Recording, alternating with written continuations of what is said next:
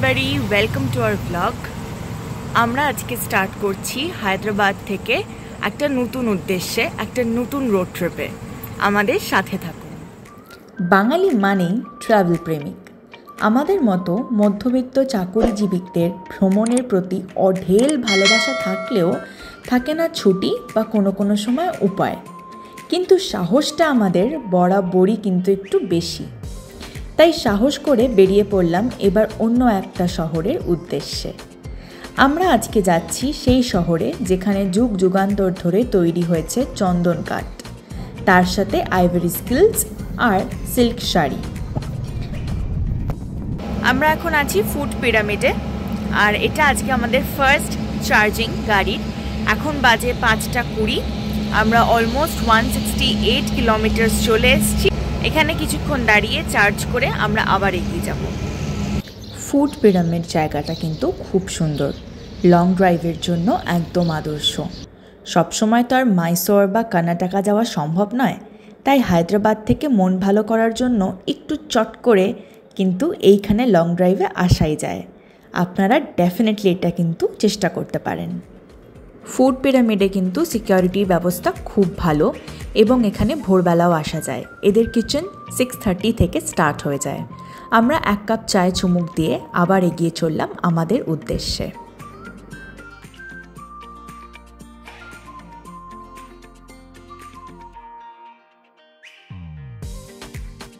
আমরা যাচ্ছি কর্ণাটকার second most populated আর বেশ খ্যাত শহর মাইসোরে। হায়দ্রাবাদ থেকে মাইসোর পৌঁছতে গেলে মাঝখানে অন্ধ্রপ্রদেশ শহরটা ক্রস করতে হয়। কুর্নুল হলো বর্ডার ক্রস করার পর প্রথম বড় শহর। এরপর অনন্তপুর আর ব্যাঙ্গালোরের মতো আরও বড় শহরকে পার করতে হয়, তবে গিয়ে পৌঁছানো যায় মাইসোর। অনন্তপুর তখনও 100 কিলোমিটার দূরে। আমরা ক্রস করছিলাম ধনে। এরপর আমরা গিয়ে দাঁড়াবো গুটি বলে একটা জায়গায়। শীতকাল বা বর্ষাকালে ট্রাভেল করলে কিন্তু এই ছোট ছোট টিলাগুলো একদম সবুজ হয়ে থাকে। এখন বাজে 9:30 আর আমরা পৌঁছেছি গুটি বলে একটা জায়গাতে। এটা আজকের জন্য আমাদের সেকেন্ড চার্জিং। গুটি বাইপাস ক্রস করে একটু এগিয়ে এসে টোলটা পেরিয়ে বাঁদিকে একটা হোটেল আছে, রবি তেজা হোটেল। জানি না খাবার কেমন, খাবো গিয়ে এখন ব্রেকফাস্ট করবো। গাড়িটা চার্জে বসিয়ে ভেতরে ঢুকে দেখলাম ছোট্ট ধাবাটা বেশ সাজানো।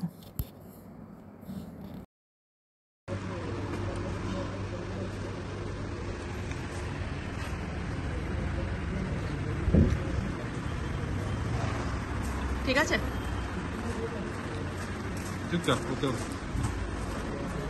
এরপর অনন্তপুর ক্রস করে আমরা এগিয়ে চললাম চিকবাল্লাপুরের দিকে। রাস্তার কন্ডিশন খুব ভালো ছিল, এখনও অবধি কোনো ডাইভারশন পাইনি।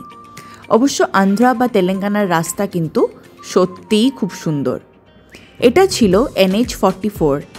এই ন্যাশনাল হাইওয়ে ধরেই কিন্তু পৌঁছে যাওয়া যায় নর্থের শ্রীনগর থেকে একদম সাউথের কন্যাকুমারী অবধি। অন্ধ্রপ্রদেশ থেকে কর্ণাটকা ঢুকছে গাড়ি। এটা হচ্ছে ন্যাশনাল হাই অথরিটিস চেকপোস্ট। চেকপোস্টটার নাম হচ্ছে বাগেপল্লি। গাড়ি চেকিংয়ের জন্য বলছে, গাড়ি চেকিং হবে, দেখা যাক। আমাদের একটু গাড়িটা চেকিং করা হলো। আমাদের ড্যাশবোর্ড আর ডিকি বুট স্পেস চেক করা হলো। এখানকার বোধহয় মোস্ট প্রবাবলি ভোটের জন্য এটা করা হচ্ছে। কিছুদিন একজন পুলিশ বলছেন চলে যাও, একজন পুলিশ বলছে ডিকি বুট স্পেস ওপেন করো। ঠিক আছে, আপনারা দেখলেনই আমরা সাইড করলাম গাড়িটা, তো এই কারণেই করলাম। কর্ণাটকা ঢুকতেই দেখা মিলল প্রথম ডাইভারশনটা বেশ বড় ছিল, সেটাকে কাটিয়ে আমরা আবার এগিয়ে চললাম। আমরা পৌঁছে গেছি চিকবাল্লাপুর। এখন বাজে 2:02 আর এটা হচ্ছে হোটেল আদিত্য গ্র্যান্ড। তো এখানে সমস্যা একটা হয়েছে, যেটা হচ্ছে এখানে পাওয়ার কাটের খুব অসুবিধা আছে। তো আমরা এখানে আটা স্ট্রেচ অনেকটা ডিস্টেন্স এসছি, তো আমাদের চার্জ পার্সেন্টেজ 5% হয়ে গেছিলো। তার জন্য আমরা এর থেকে বেশি আর এগোতে পারতাম না, তো আমরা এখানে চার্জিংয়ে দাঁড়িয়েছি। বাট বারবার কারেন্ট যাওয়া আসার কারণে চার্জ বারবার ডিসকানেক্ট হয়ে যাচ্ছে। তো আমরা ওর জন্য এখানে অ্যারাউন্ড 20 মিনিটস মতন ওয়েট করে চার্জ পার্সেন্টেজ 22% করে নিয়ে আমরা এখান থেকে একটু এগিয়ে গিয়ে তারপর আবার চার্জ দেবো ফুল চার্জ। এবং এখানে আমাদের একটু টাইম কিল হলো, বাট কি করা যাবে। এরপর আমরা এগিয়ে গিয়ে পুরো ফুল চার্জ করে আমরা আবার আমাদের জার্নিটা কন্টিনিউ করব। অনেকক্ষণ চালানোর পর এবার আমাদের চালক আবার চেঞ্জ। তো আমরা এইভাবেই চালাই যাতে একজনের ওপর বেশি স্ট্রেস না পড়ে এতটা রাস্তা। আর বেসিক্যালি দুজনেরই ইচ্ছা করে চালাতে, তো শুধু শুধু ঝগড়াঝাটি করে তো লাভ নেই, তাই জন্য আমরা ভাগ ভাগ করে চালাই।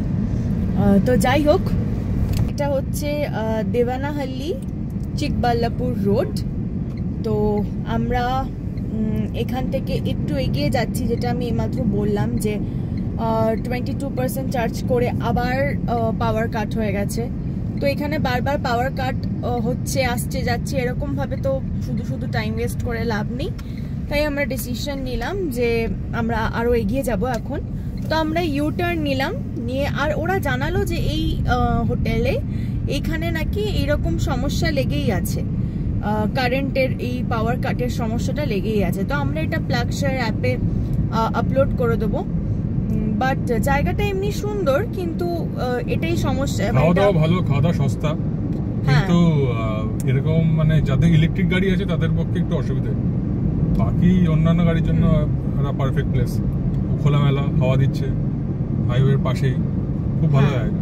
এরপর আমরা পৌঁছে গেলাম ভারত পেট্রোলিয়াম। আস্তে আস্তে সব ইন্ডিয়ান অয়েল বা ভারত পেট্রোলিয়ামে কিন্তু চার্জার্স রেডি করার প্রসেস চলছে। ইতিমধ্যেই চোখে পড়লো এই সুন্দর ক্যাফেটা। আগের লোকেশনটা থেকে জাস্ট 7 কিলোমিটার দূরে, তো তাই জন্য আমাদের কোনো অসুবিধা হয়নি। যারা ব্যাঙ্গালোরে থাকেন আর ব্যাঙ্গালোর থেকে লং ড্রাইভে আসবেন ভাবছেন, তাদের জন্য কিন্তু আগের লোকেশনটা একদম পারফেক্ট লোকেশন। যারা পেট্রোল কার নিয়ে আসছেন তারা এখানে যদি পেট্রোল ভরাতে হয় তো এখান থেকে আরামসে করাতে পারেন, কারণ এটা ভারত পেট্রোলিয়াম যেটা বললাম। তো এখান থেকে ভালোভাবে পেট্রোল ভরিয়ে আপনারা আরামসে এখানে একটা লং ড্রাইভে আসতেই পারেন উইকেন্ডে। It's a nice place to have dinner with your family or lunch. আমরা চলে এলাম ভারত পেট্রোলিয়ামের ঠিক অ্যাডজাসেন্ট এই ক্যাফেটাতে। ক্যাফেটা খুব সুন্দর ছিল, বেশ অনেক রকমের খাবার ভ্যারাইটিও ছিল, কিন্তু আমরা আজকের জন্য নিলাম 2 কফি। চার্জ কমপ্লিট হওয়ার কিছুক্ষণের মধ্যেই আমরা আবার বেরিয়ে পড়েছিলাম আমাদের উদ্দেশ্যে। আর কোনো ডাইভারশন কিন্তু আমরা রাস্তায় পাইনি, সোজা দ্রুত গতিতে এগিয়ে চললাম ব্যাঙ্গালোরের দিকে। এখানে টোল পে করে ঢুকে গেলাম আমরা ব্যাঙ্গালোর শহরে। ব্যাঙ্গালোরকে বলা হয় the garden city of India, কিন্তু এখন বেশ কংক্রিটের ভিড় জমেছে এই শহরে। তার সাথে বেড়েছে ট্রাফিক জ্যামও।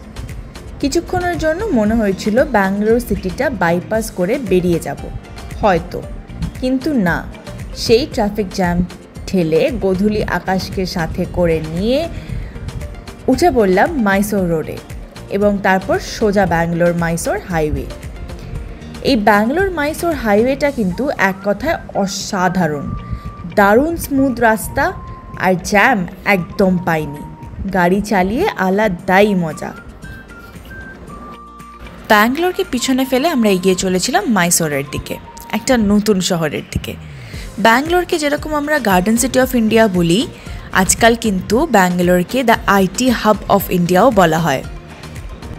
ঠিক তেমনই মাইসোরকে কিন্তু বলা হয় দ্য স্যান্ডেলউড সিটি বা দ্য সিটি অফ প্যালেসেস।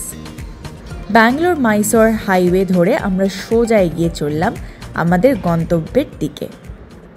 তো এখন টাইম হয়েছে 7:15। আমি গাড়িটা একবার দেখিয়ে দিচ্ছি।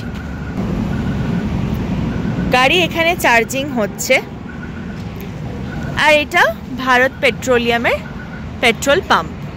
এর একদম পাশে আর আশেপাশে ছোট ছোট ধাবাও আছে। কিন্তু এখানে আমরা যে ভুলটা করলাম সেটা বলে দিই যাতে আপনাদের এই ভুলটা না হয়। যদি আপনারা পেট্রোল গাড়ি নিয়ে আসেন বা ইভি গাড়ি নিয়ে আসছেন, পেট্রোল ফুরিয়ে গেছে, পেট্রোল ভরতে হবে বা ইভিতে চার্জ দিতে হবে, মনে রাখবেন ব্যাঙ্গালোর টু মাইসোর হাইওয়ে যেটা, সেটাতে যদি একটা এক্সিটও আপনি মিস করেন তাহলে কিন্তু নেক্সট 10 to 11 কিলোমিটার্স পর গিয়ে আবার আরেকটা করে এক্সিট আছে। ইন বিটুইন কিন্তু কোনো এক্সিট নেই, যেটা আমাদের সাথে হয়েছে। আমরা বুঝতে পারিনি, যেহেতু আমরা এই রাস্তায় প্রথম নতুন, তাই জন্য আমরা খেয়াল করিনি যে যেই এক্সিটটা আমাদের গুগল ম্যাপে দেখাচ্ছিল সেই এক্সিটটা অ্যাকচুয়ালি এক্সিস্ট করে না। তো গুগল ম্যাপের একটা ভুলের জন্য আমরা যেটা অ্যাকচুয়ালি এক্সিস্ট করে সেটা মিস করে গেছিলাম। তো এক্সিটটা মিস করে যাওয়ার জন্য আমাদের অলমোস্ট 15 কিলোমিটার্স ঘুরে আবার আসতে হয়েছে। 12 কিলোমিটার্স পর আমরা এক্সিট পেয়েছি, আর আরও 3 কিলোমিটার্স ঘুরে টোটাল 15 কিলোমিটার্স আমাদেরকে এক্সট্রা আবার ঘুরে এসে তারপর চার্জ দিতে হয়েছে। তো এই পয়েন্টটা অবশ্যই মাথায় রাখবেন এবং আপনারা এই ভুলটা করবেন না। আমরা এখানে কিছুটা চার্জ দিয়ে একবারে মাইসোরের হোটেলে ঢুকে যাব।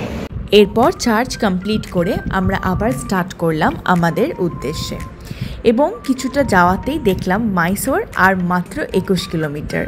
কিছুক্ষণের মধ্যেই পৌঁছে গেলাম আমরা Mysore, the city of palaces. ঝিরিঝিরি বৃষ্টি দিয়ে মাইসোর আমাদেরকে ওয়েলকাম জানালো। মাইসোর প্যালেসের অপরূপ সৌন্দর্য দেখে আমরা অবাক হয়ে গেলাম।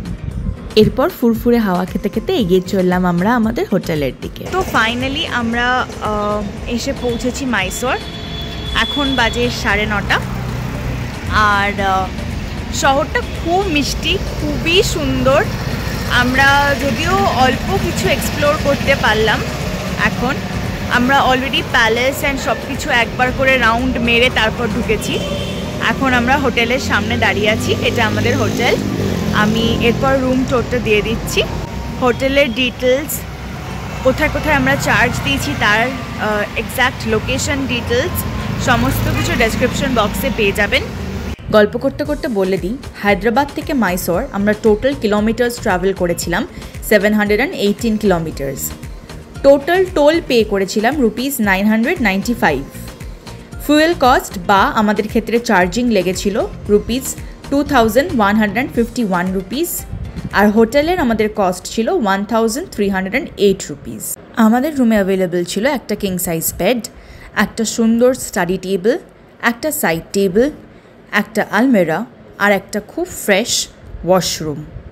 রুমটাও বেশ স্পেশিয়াস ছিল এবং প্রচণ্ড পিসফুল। আমরা আজকে প্রচণ্ড টায়ার্ড, তাই আমাদের দিনটা আজকে এখানেই শেষ হচ্ছে, কিন্তু ব্লগটা নয়। দেখা হচ্ছে মাইসোর প্যালেসে ঠিক এরপর।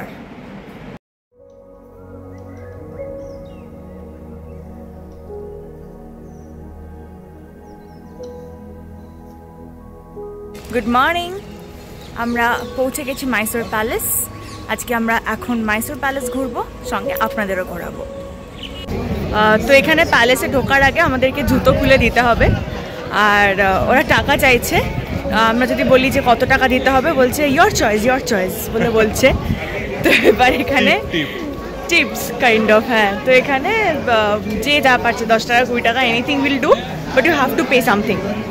তাহলে ওরা কুপনটা নিয়ে যেটা আপনাকে দেওয়ার ওটা হোল্ড করে রেখে দেবে, ওটা ফেরত দেবে না। বাকি সবার জুতো দিয়ে দেবে, নিয়ে নেবে আপনাকে, যতক্ষণ না আপনি হাতে টাকা দিচ্ছেন। হ্যাঁ, আমরা দিচ্ছিলাম না, আমাদের জুতোর টোকেনটা দিচ্ছে না।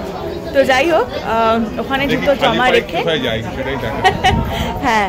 তবে একটা খুব সুন্দর জিনিস দেখলাম, যেটা সব প্যালেসেই থাকে ম্যাক্সিমাম, যে একটা করে মন্দির থাকে। ঠিক সেরকম এই প্যালেসটার সাইডেও দুটো, একটা হনুমানজির মন্দির, একটা গণেশ ঠাকুরের মন্দির কিন্তু আছে। মাইসোর প্যালেস ভারতের কর্ণাটকের মাইসোর শহরের কেন্দ্রস্থলে অবস্থিত একটি বিশাল স্থাপত্যের বিস্ময়, যা এই অঞ্চলের সমৃদ্ধ ঐতিহ্য প্রদর্শন করে।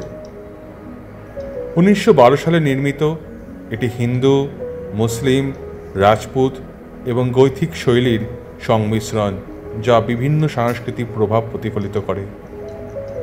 প্রাসাদটি তার জটিল কারুকাজ, মহিমান্বিত গম্বুজ এবং সুন্দর খিলানগুলির জন্য বিখ্যাত, যা এর বহির্ভাগকে শোভিত করে। অভ্যন্তরে দর্শনার্থীদের একটি জমকালো কক্ষ, অলঙ্কৃত ছাদ এবং চিত্রকর্ম, মুরাল এবং ভাস্কর্য সহ অসাধারণ শিল্পকর্মের প্রদর্শন করা হয়।